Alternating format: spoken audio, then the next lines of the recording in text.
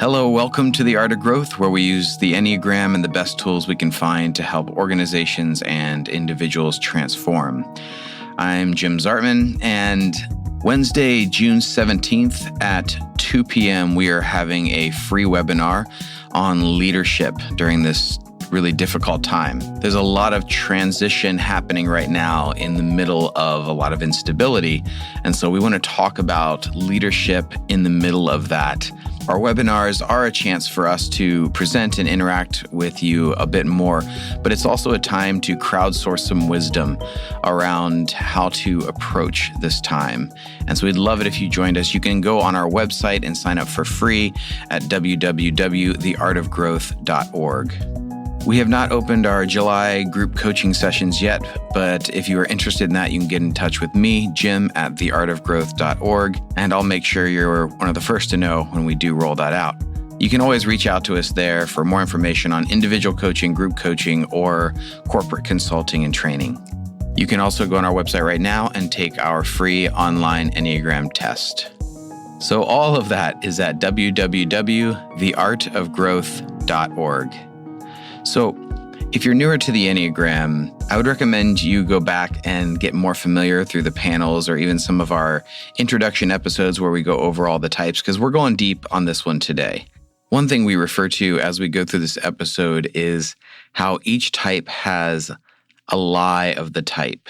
Each type has a way that it tries to get its needs met based on its core motivation.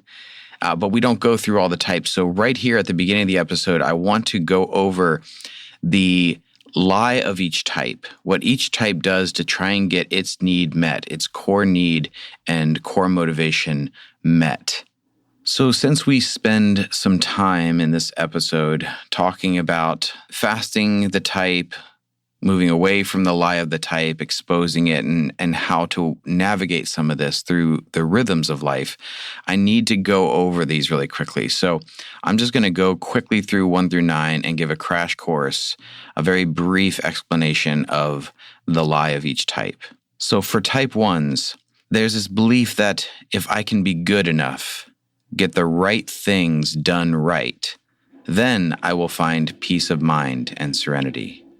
For type 2, if I work hard enough to help you, to connect with you, then you will want me and I will be seen and loved.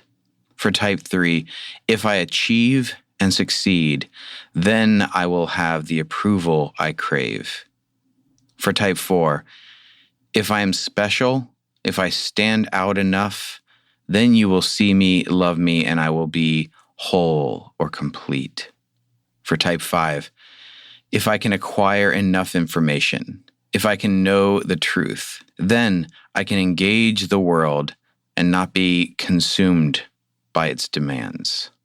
For type 6, if I can anticipate all things and find external support, then I will be safe, secure, supported. For type 7, if I can consume enough experiences, chase new ideas, then I will be satiated, I won't be trapped, and I can be happy. For type 8, if I can be strong enough, then I won't be taken advantage of or controlled, because those who are weak get crushed. For type 9s, if I can avoid conflicts, pull back on me, merge with others, then I can stay in undisrupted connection with others and find peace and comfort. So often in these episodes, we're hearing from other people or we are presenting an idea. This is one of those episodes that we love doing where we actually go looking for an answer together. This is not giving you rules to follow or steps to take, but this is an exploration of the interior of these complicated issues, and we are going on this journey together. So now let's jump back into my conversation with Joel Hubbard and Suzanne York. I've used this ancient philosophy, this ancient practice in religions called fasting and feasting. There was always in ancient cultures, particularly the Jewish culture, times for fasting and times for feasting. And these were built into the rhythms of their lives. as a collective. It wasn't like you individually have to fast at some point and you should. No, this was done like together. We're all fasting, and we're all fasting for this period of time. And now we're all feasting, and we're all feasting for this period of time. And I've thought about those rhythms, and I've wondered how much we've lost because we've sort of become modern, in that rhythm is really, I think, rich. Because if you think about times to fast, that's sort of okay, now I'm working on myself. So if we think of it in the language of the Enneagram and the work of self-improvement and development, is what we're doing is we're focusing on how do I no longer feed the personality or the ego that is seeking to get its needs met in a particular way that's really not the true need. It's not the deepest need. It's sort of superficial stuff that just is a quick hit. And so we fast that when we do the work. And that's really difficult. That's a lot of hard work. So I think of that as a metaphor, but also maybe even bigger as a sort of like this is the symbolic idea of fasting is the work on the self. It involves a lot of hard work. It is difficult. It is not pleasant at the time. Well, there's elements of restriction. Yeah. There's elements of limitation. Yeah. There's limits of recognition. It forces you to notice things that you have been ignoring.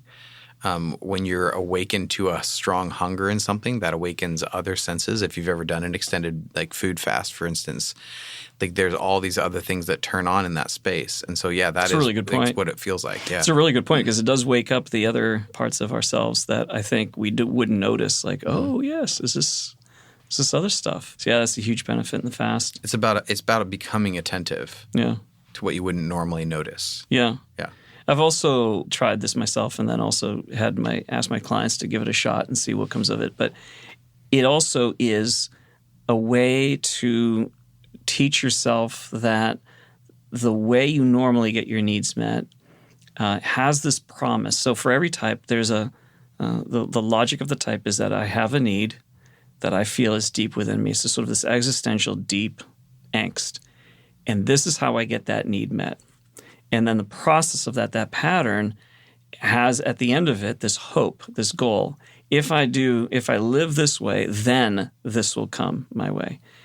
And the fast teaches us that actually that never happens to begin with. And the fear that you have of that need not being met and what could result from it not being met is actually proven to be not true. The fast proves that because you discover instead of feeling, whatever your type tends to feel, alone, separated, whatever that messaging is, you don't feel that when you fast. You feel it in the fast, but then towards the end of it, you come through and you realize you're okay. And so you're surfacing the lie that your type has been telling you. So in that sense, that fast has that, tremendous gift that it offers us. But you can't fast all day, and you can't fast all the time forever and ever. Right. You have to come back to the feasting. And that's the other side of it. When we're talking about play, is that the feasting is also a part of just sort of relaxing and enjoying who you are. Like, it's okay. I'm going to have a good time. I'm going to, enjoy life right now. I'm not going to focus on me. I'm not going to focus on all my work that I have to do. And I think that feasting allows you to sort of breathe. It's the exhale. It's the relaxing, the releasing, and then the building up of the energy, which we need as we go back into the work. Having both of them together allows you to appreciate each one even more. And so the feast is that much more sweet and that much more wonderful having had the fast. And vice versa. I think after you have had enough of a feast and you can go back to the work, I think you're rejuvenated and replenished so that you can do the next fast with even more intention and getting the gifts from that. I think about our New England winters. It makes the spring seem that much more amazing. Yeah. Oh, that's really true. That's like the fast and that feast is built into nature. That's a really good point. It's that inhaling and exhaling. It's always this back and forth. And if you're constantly exhaling, you're going to die. Yeah. That's Can you breathe for me? Just Yeah. breathe it in. Thank okay. you. All right. We Yeah, I'm exhaled nervous with there for a you, and minute. then we were man. stuck. I wanted you to feel the tension of that moment. Yes, so yes. it had some drama in it for There me. you go. I felt it. It's funny because there's an element of like living in type is basically like living in starvation mode. It's living in scarcity mindset. Like I have to get my needs met. I have to get my needs met. I'm just like barely munching. There is no feasting in it. But when you actually deprive yourself of your type, you fast from your type. You fast from whatever your core need is, the thing that's constantly driving you, constantly asking for attention, constantly asking to be met. And that actually, you get fast from that. The feast is not feasting from your type. You're actually feasting from the whole instead of apart. I think when you come back to the feast, you can actually realize that you can borrow from everyone, and you like that the table is full. You get away from your scarcity mindset. And I think sometimes that's what play does, as we were talking before. That's what feasting does. It's this capacity to appreciate the whole and embrace the whole instead of just like trying to get the next little fix. I like that. And I feel like in that analogy, the gift of my type can see the gift of your type. And I'm more inclined to connect, and maybe that's the two coming out. But the idea that we're no longer at a deficit, or we're not doing the shadow work. We're appreciative of the fact that I've got something to add to this feast, and this feast is complete because you've brought something as well. Yes. We're not just like trying to grab a piece and then go like nibble on it in the corner. Like I have to devour it as fast as possible. But like we all have stuff to bring. Yeah. But we all don't have to bring everything. No, we don't. Bring your dish. Bring your dish. Yeah. That's one of like Abby harps on that all the time. Like just you only have to bring your piece of the puzzle. Like it's all of us that create the picture. It's not I don't have to create the thing. Yeah. She's like, that's what gives me so much freedom. She's like, I just bring the thing I bring, and then other people will bring what they bring, and that's actually what brings the satisfaction to all of us. Like this is where it becomes so much more of a communal thing. We talked about this before.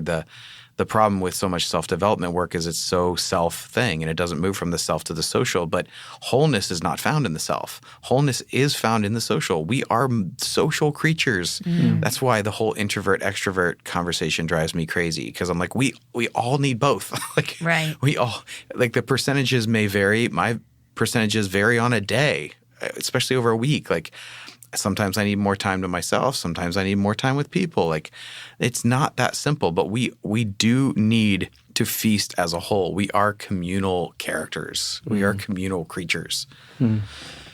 Okay, rant over. It's fantastic. I love this positive, abundant image that I have in my head about a feast right now. Yeah. Like I'm really enjoying this conversation. Well, I think it's the fast and the feast are both, they seem to be contradictions to each other. There's other contradictions that we experience. Like, on one hand, I see my brokenness. I see the weaknesses. I see the stuff I don't like. On the other hand, if I really adopt the idea that I'm okay, that everything is fine right here in this moment, that all is well, it also has truth to it. So there's truth to that we're whole, and there's truth to that we're broken. And there's truth to the fast, and there's truth to the feast. And I think they're supposed to coexist because there's some movement between the two of them that actually produces something else that grows us, that we grow to maybe a higher awareness, a higher level of understanding. I'll give an example of this. So when I was coming back from vacation, from being in Florida a few years ago, and I had tested this fast. This is when I first started testing this. It's like maybe a year and a half ago. I'm going to test this fast idea. And I deliberately fasted my type's attempt to get its needs met. And I knew how I was going to do it. I kind of thought through this. And so I did that for that entire week. And at the end of the week, I noticed that the disposition had shifted. And I became aware of this while I was on the flight home. And I sat there and I thought to myself, I wonder if I were to ask myself this question. Do I still want to be in Florida right now, having fun, playing, no responsibility?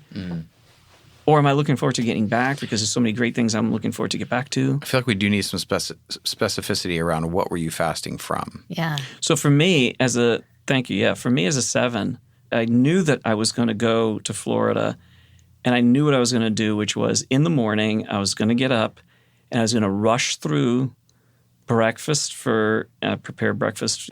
Then I would say, and it would cringe, but I would be dying for a way to say, hey, can I go play?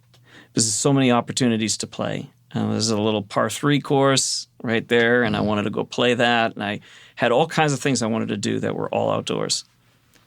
And I was very attuned to what I wanted to do. And they were all solo things that you would Solo leave and things go do. because I know that, they didn't want to do this with me, neither one of them. Got it. And what I decided to fast was the need to rush as a 7, the need to hurry up to the next thing. Like, this is taking too long. Let's go.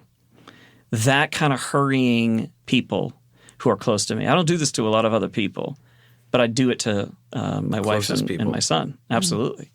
So I saw that, and I thought, that's what I'm going to fast. I'm going to fast my hurrying through, and I'm going to fast this thing of like, I need to go play, I need to go do this, and I'm going to sit.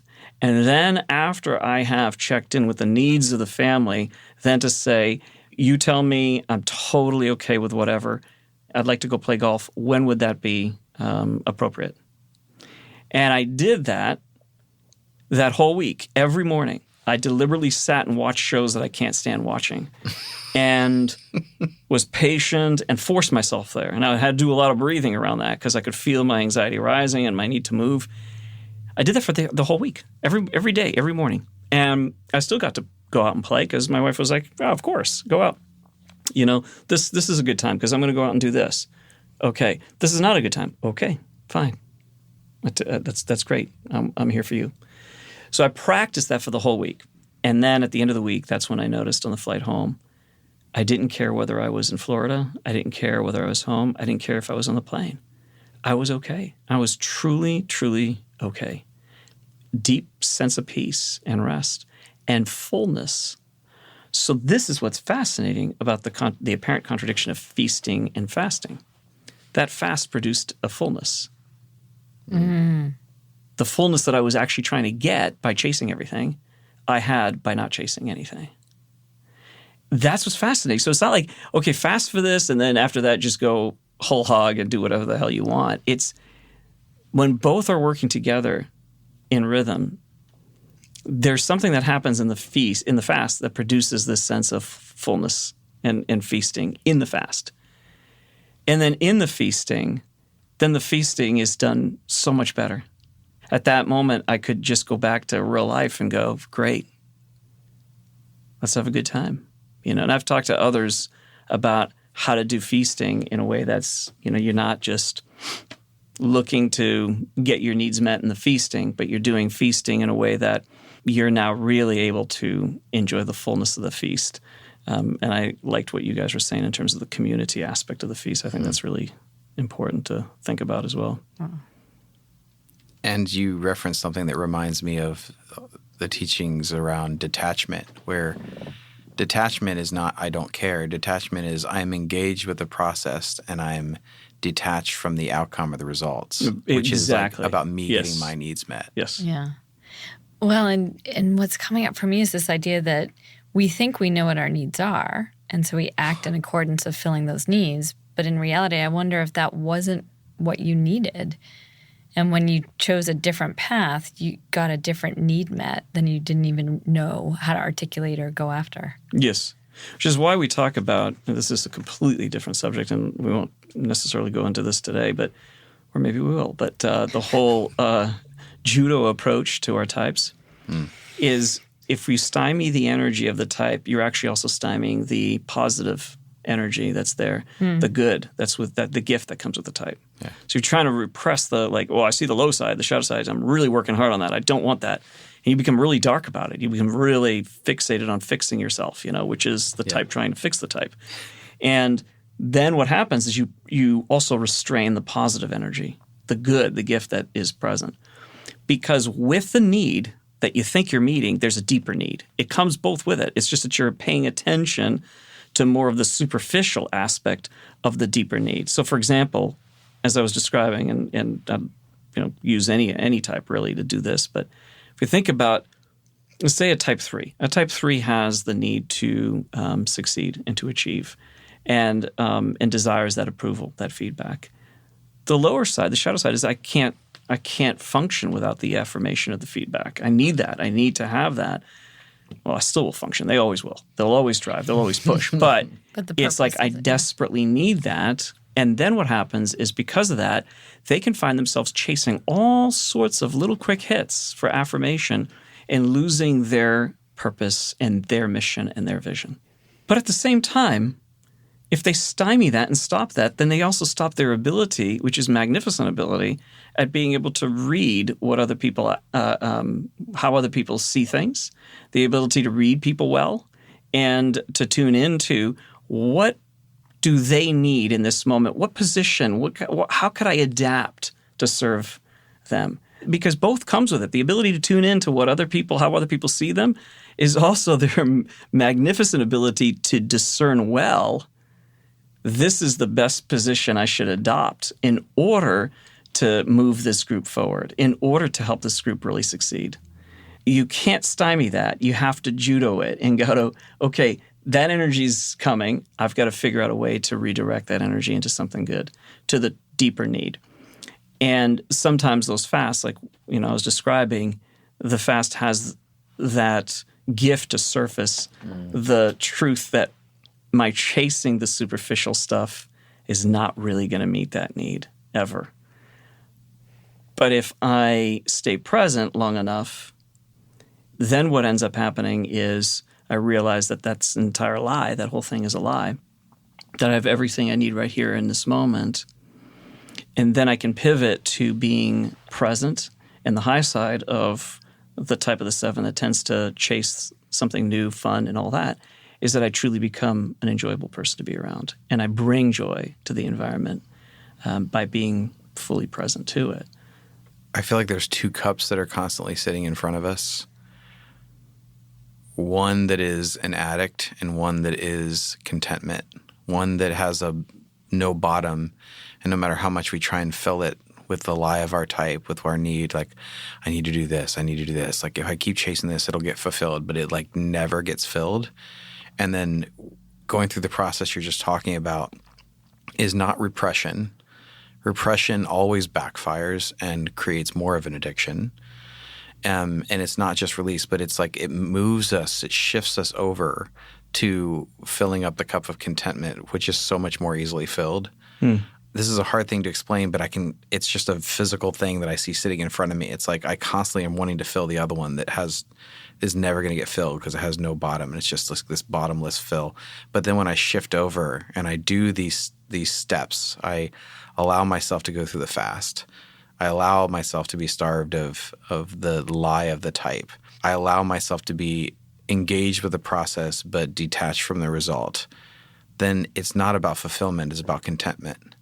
And as I lean into contentment, I can just sort of sit there and enjoy. And it's not this like endless cycle of never enough. And how many times do we talk about this? We just talked about this in one of our group coaching things about like the different ways that all the different types hear you're too much, and all the different ways you hear the message that you're not enough. Mm-hmm. Those 2 messages get filled are like where we're trying to pour into that cup that is bottomless. And it's totally different with the yes, enough, yes, good, yes, now, yes, present, that is like the cup of contentment. Yeah, because the work can be enjoyable. The work of transformation can be light and enjoyable. Yeah. It doesn't have to be so heavy. And I think it gets heavy when we see criticism so much and we hear criticism and we have our own self-criticism. So we're taking it in from the outside world, but we also have our own that's internal. And I think that's part of the reason why so many folks have said, I don't want to get into the Enneagram, or I don't want to get into this kind of personality stuff, because they fear that it's going to show more of their own like ick, and they already see enough. They're just like, I don't want to see any more. I don't want to deal with this. And others, I think, have more of a like this is just for self-knowledge, but I don't want to take it, any further, because if I do, then I'm going to end up in this emotional morass. So either criticism or just emotional tanking, whatever the thing is that they resist. And I feel this, and I hear this from folks. Like I don't want to get into that.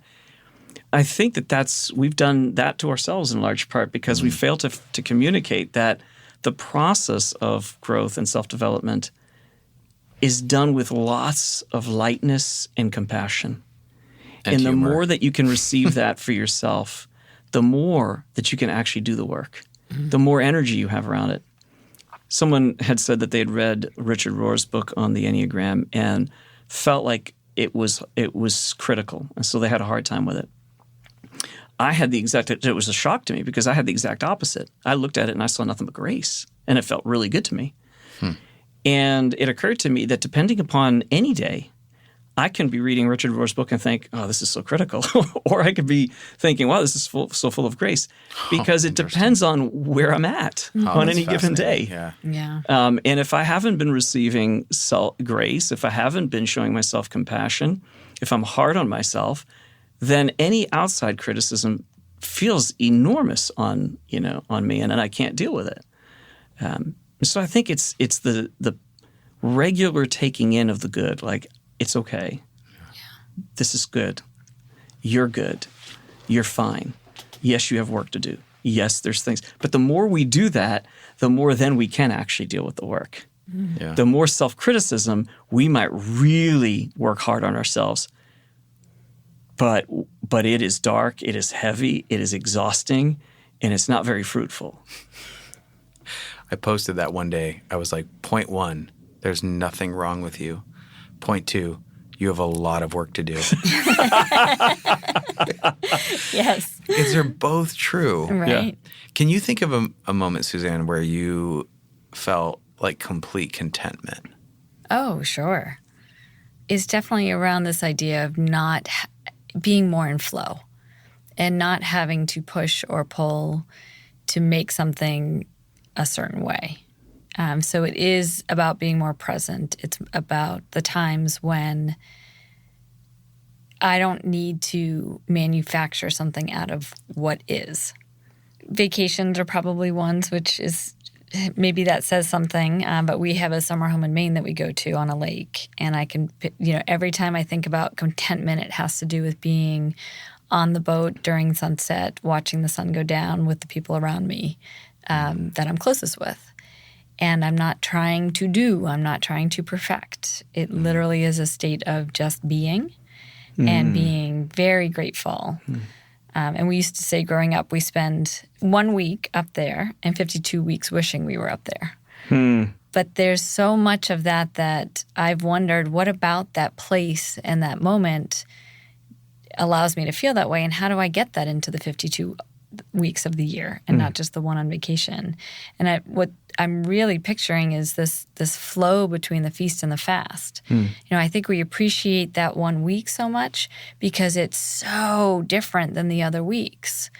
Because the other weeks are hard charging and busy. And again, this could be the excuse of my time. But it's the pendulum swing. When we go up there, we are swinging the pendulum to literally you have no concept of time, no schedule. You do what you want to do. You wake up when you want to wake up. You eat when you want to eat. And yet I don't think I could live like that all the time. What I'm really appreciative about this conversation is the yin and the yang that we keep bringing up around this feast and the fast, vacation and daily living. And we need both, and maybe it's fine that they are two distinct differences. Yeah. And I'd love to consider how to blend them or flow between them. I think that's right. I think that you're right on it with that. That is really great framing for this because you have to have those two categories distinct from each other. Yeah. And then I think that's because the point of them is to get us into that place of where they blend, the times where they merge between the two. Yeah, and I think that these sacred rhythms, as I like to call them, like there's daily rhythms, and then there's like weekly ones, there might be monthly ones, and then there's like yearly rhythms too. Like that's taking a yearly rhythm. Yes. And then what would that look like in the course of a week, and what would that look like in the course of a day? Yeah. I can't remember who was talking about how zookeepers have learned that at least once a week they need to take that animal and take it off from being seen by the crowds. Oh, interesting. So they've noticed that there's this rhythm of 6 and 1 that seems to be built into these creatures. Wow. Where the creature needs a Sabbath.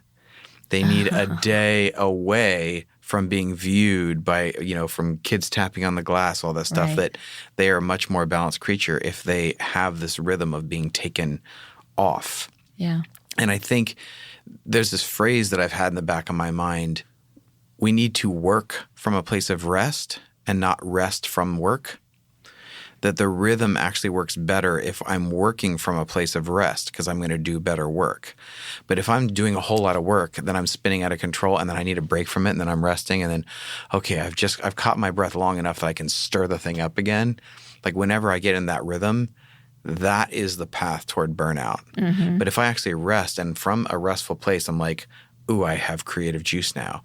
Ooh, I have energy to do this thing now. Ooh, I'm excited about doing this thing. Yeah. Like the whole Monday phenomenon, and it's just like, oh, it's Monday. I got to get back into it. Like anytime I felt that, I'm like, I'm doing the wrong thing. I should not be doing this.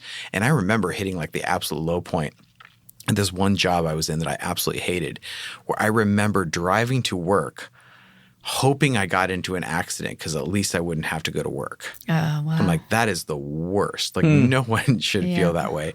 I don't have that now. Like I'm in a place where like I look forward to the thing I get to do, but I still need to take that time and like not do it. Yeah. So that I do have that energy to bounce back in. Because if it's always on, if the switch never gets turned off, eventually I will learn to hate the things I love. Mm-hmm.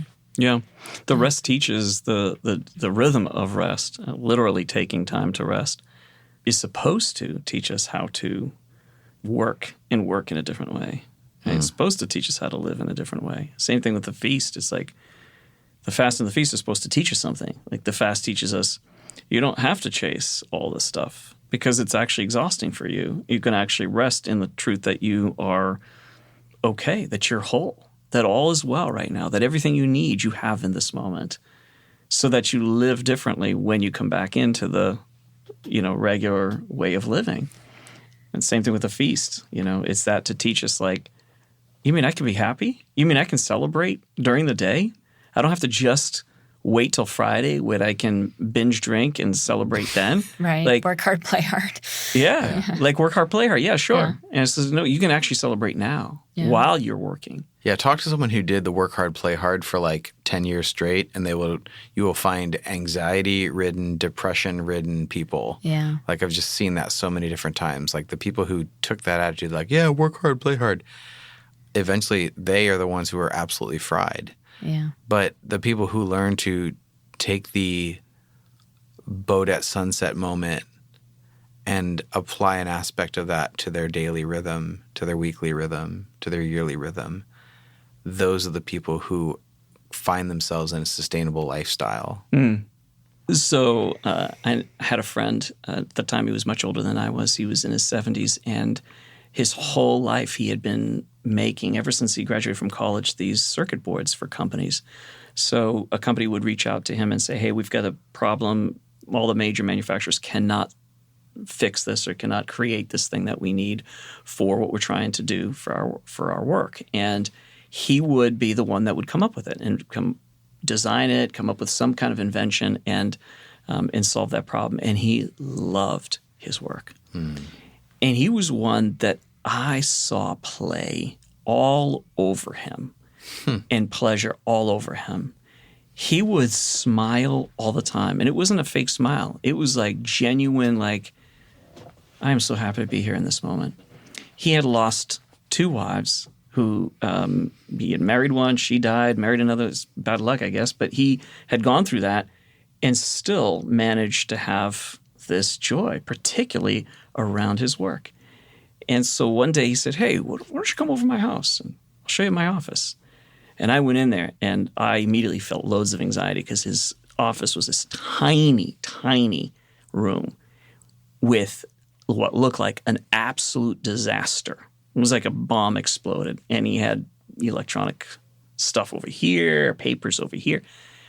And but he was like a kid in a playhouse. He was just like giddy. In his 70s, giddy as he's talking to me about what he does.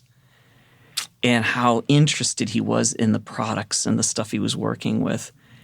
And he would say, yeah, so a company will reach out to me and ask me, hey, nobody's made this kind of, can you make this? And he'd say, well, give me a few hours, give me a few days, and I'll get back to you. And he says, and I would go to sleep that night and I would think about it. And sometimes I'd get something right in my dreams. I get up and I go back at it, and he'd show me the board and show me how he came up with all this stuff and how excited he was. I didn't understand a thing. But what I understood was, I don't like what you do. What you do seems like an absolute nightmare to me. Right, yeah. But because you love it so much, it's like I'm partially interested. Like I'm almost like I might like this. Like you seem to love what you're doing. Right. And for him, it was play. And he never retired until he finally passed away. For him, it was like, no, this is play. Yeah. Wow.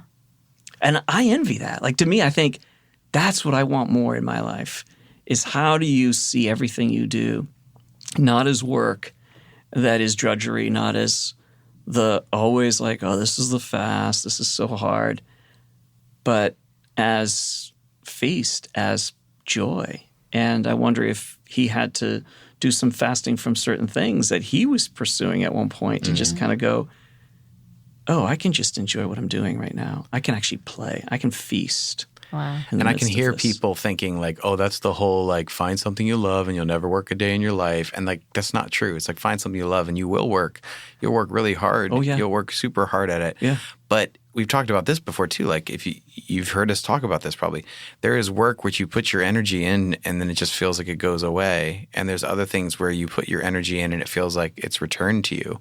And that's the kind of thing that you're talking about, that he, and he would like think about it and he would dream about it and he would have fun with it. And I mean, I've had that experience where I was like trying to like compose a piece and couldn't figure it out and had to get out of the studio and go like for a walk or a run, and then all of a sudden like the music starts popping in my head and it's just like, oh, there it is. Like there it is. I know how to solve that problem. Because sometimes when there's a problem, like it's in the play, it's in that rhythm, living that rhythm, that in rest and work, that the solution actually comes, and that's the best. Yeah.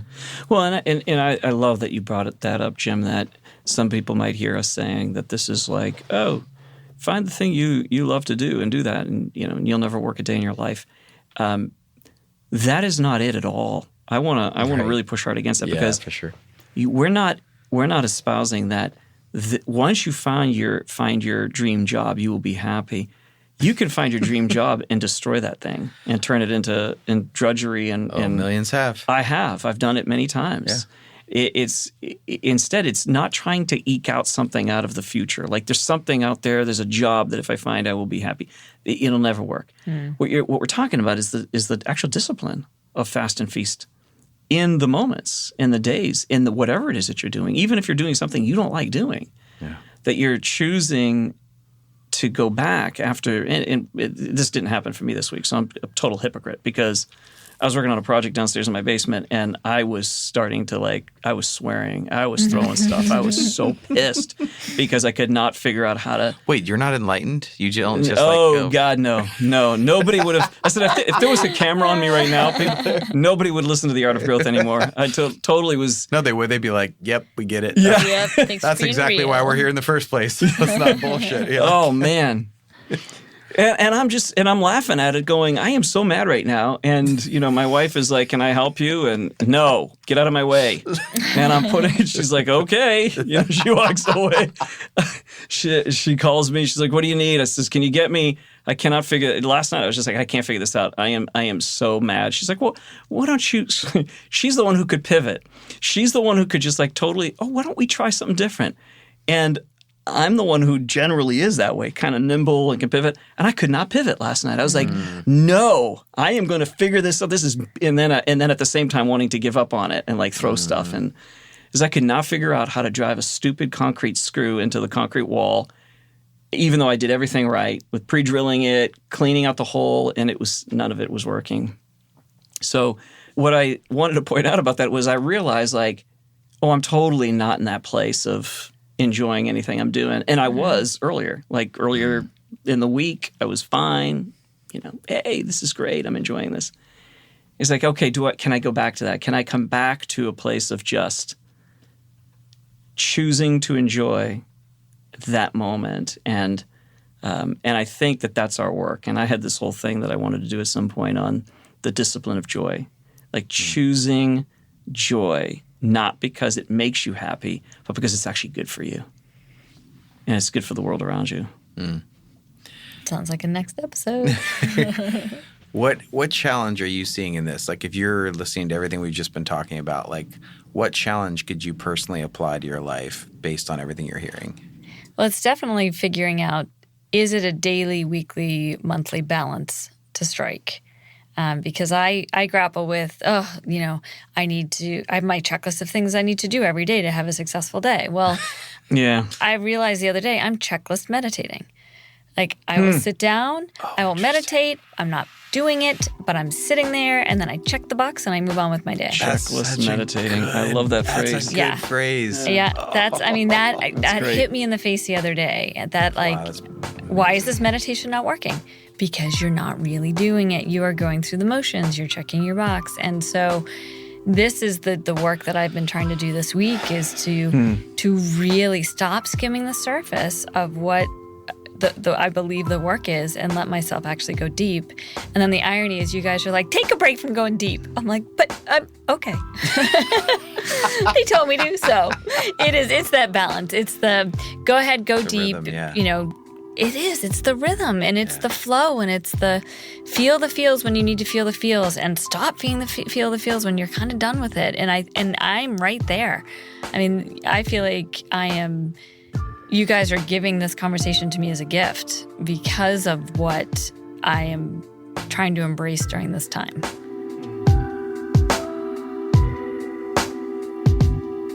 So thank you so much for listening. Hope you found this helpful or even had more ideas into how to explore these things yourself or in the conversations with people in your community.